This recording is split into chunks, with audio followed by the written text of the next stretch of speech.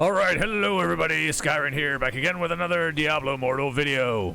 We're talking patch notes. Also, one more thing to keep in mind, the time change will be in effect and when this patch goes live, so the in-game time and local time will be off by an hour, so just bear that in mind for a couple days until this weekend in the States for NA.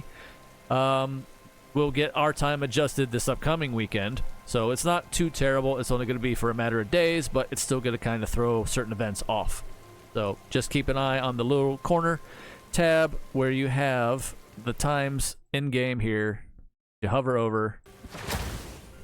Right there. Server time, local time. Okay. Yep. There you go. So anyway, patch notes. I do have the side-by-side comparison, but there wasn't really too much.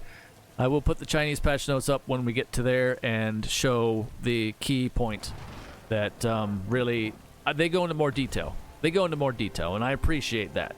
So anyway, tagline in this one: the Winds of Fortune. We know what that is. The Winds of Fortune event, the double drop event that we were disappointed in the past couple times, is coming back around. So make use of it. Silver lining of the whole event: get your weekly gems in fast and just move on. However, let me see, when is that going to happen? It's down the list. We'll get to it when it happens, so I'll cover it again. Anyway, there will be a crossover event at some point here for World of Warcraft 20th Anniversary Collaboration. Okay, so get ready to conquer foes in PvE and PvP events and earn cosmetics that will proclaim your allegiance to the Alliance and Horde. And plus, get your hands on a new legendary gem invoking the power of a twisted entity. We will have to wait and see what that means on the 5th of November. Remember, the 5th of November. I'm pretty sure that's a thing, and I honestly, it eludes me right now what that was in reference to. So if you know what that is, leave that in the comments down below, please. I'm not going to look it up. I want to start that as not a treasure hunt necessarily, but I'm just curious to see what we all come up with. For whatever reason, that just popped in my head when I read that part. Remember the 5th of November. Anyway. All right. Moving down the list here. Now, as far as those cosmetics go, in the Chinese patch note, it was noted that I think it's going to be a back piece of some kind, a back cosmetic. So there's that little bit of tidbit of information that we get so far that they didn't list here, and I don't know why, but of course they're like saying, oh, wait for the blog post. Like, oh, okay. So we'll cover that too when it comes up, but for right now we can only speculate. All right.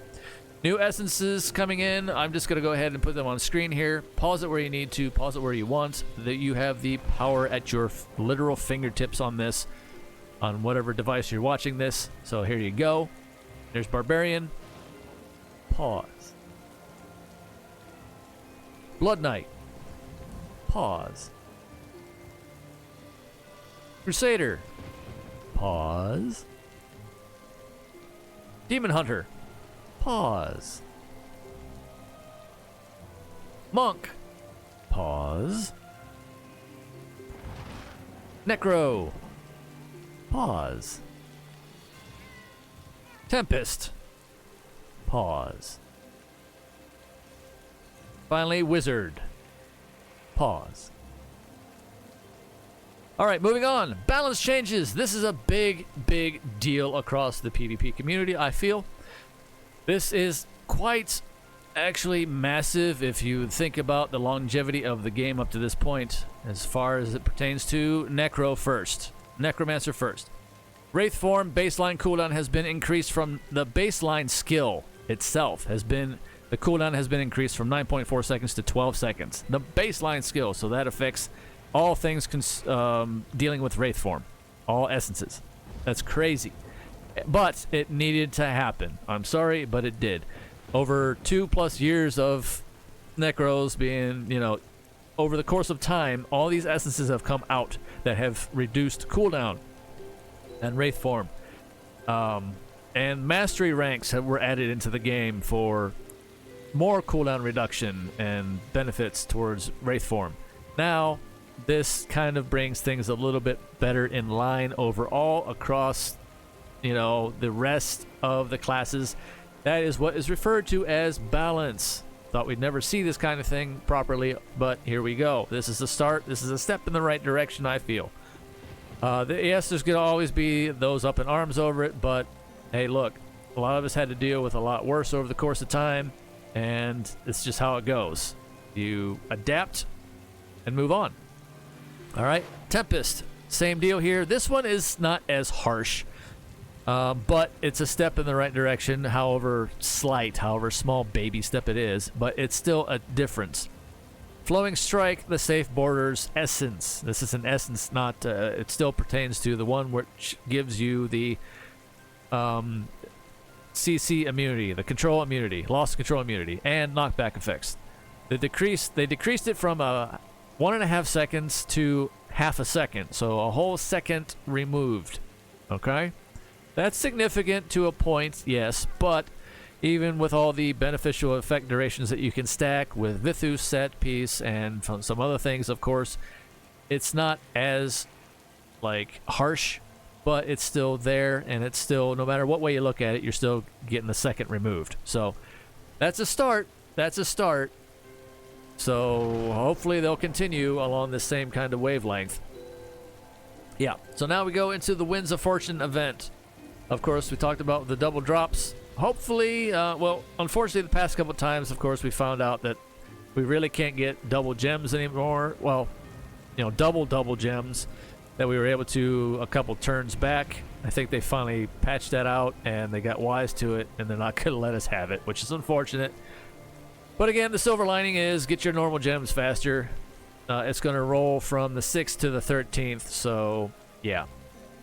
Look forward to that week, I guess, and knocking out the normal gems, the weekly normal gems fast, and being like, all right, cool, I'm good. Now I can go and do something else for a little bit. That's what I'm going to be looking at, that one. All right.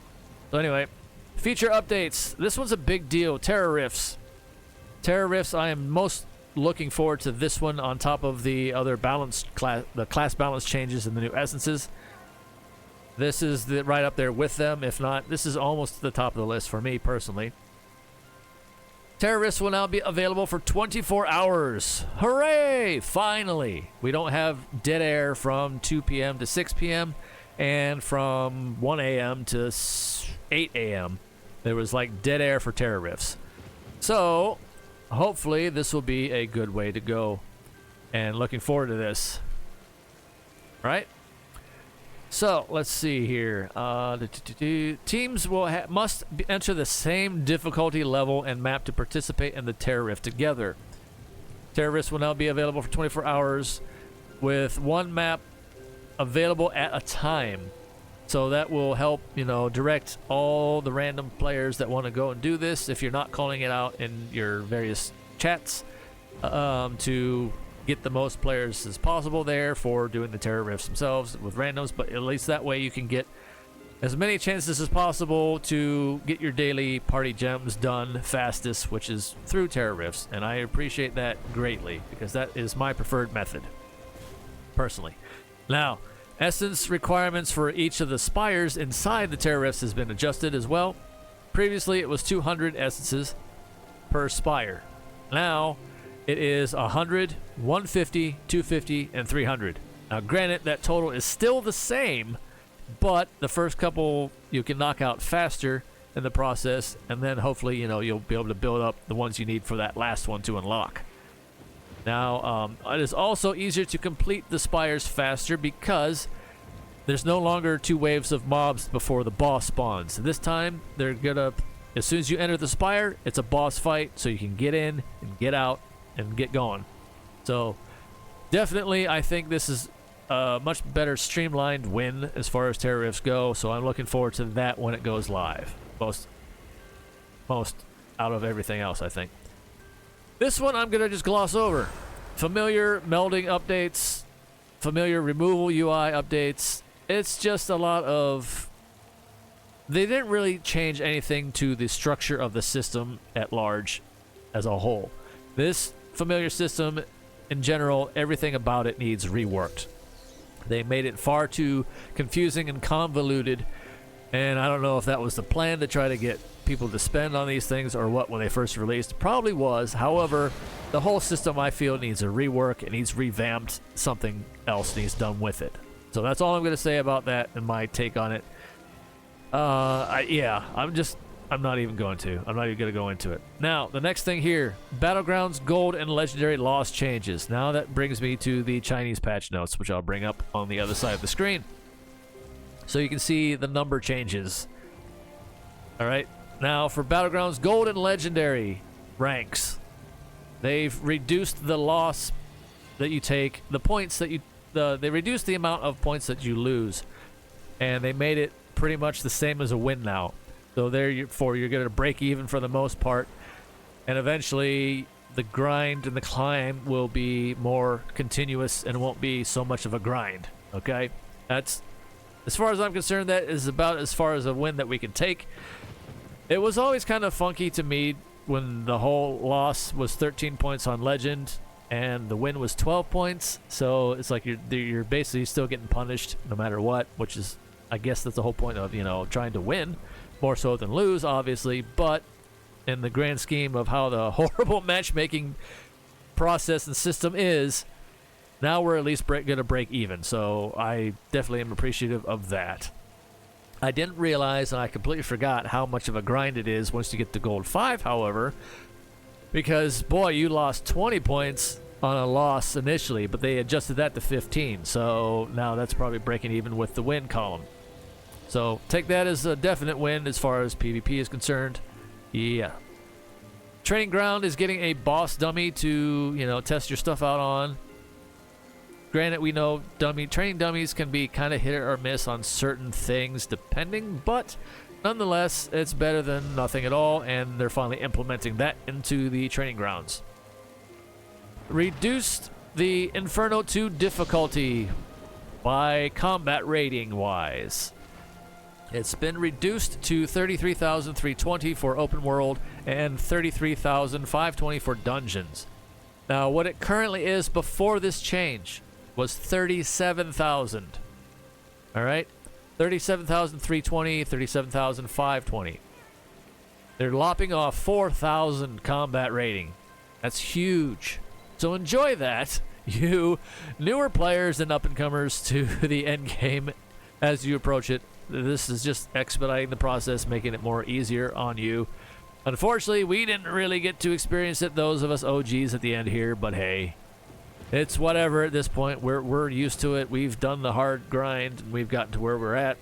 So that's just kind of makes it a little bit easier for everybody that's coming after us, all right? And one more thing here. Let's see. We got the boss change on one of the raids. This is the shadow boss that you have to use the lantern charge abilities for.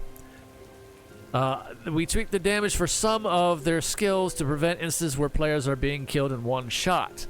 I think what that refers to is the floating orbs that come in from the outside at one point during that fight. Well, if it makes its way to the boss, if you are not there to stand in front of it with your lantern charged up, to block those. If they touch the boss, they do like a shockwave explosion effect, and I think they sometimes can cause a one-shot. So that, I'm guessing, is the one that they were making mention of there. All right. Returning events, Alley of Blood, Survivor's Bane. This is the standard fare that we've come to know. It's been more of a frequent schedule of these now. They're pretty much locked in stone at this point. So I would very much like to see Survivor's Bane personally be a all-the-time thing. Numerous people I've seen comment on this saying we want this as all the time. I can see it not being in the event center, you know, whatever they got going on until, that's fine. You can have it count then at certain times for the event center. That's fine, but just put it in for, you know, all the time as a standard mode in the game. Please. Just leave it in.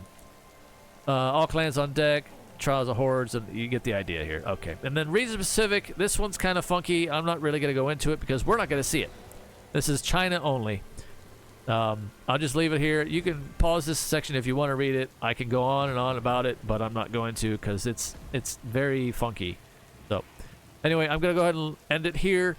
Let me know what you think in the comments down below. What are you looking forward to the most? The new essences, the balance changes they made for Necro and Tempest, of course. I know, well, certain classes won't be looking forward to that, obviously. But keep in mind the time change one more time. It's going to be affecting us for a couple days and things of the like of that nature.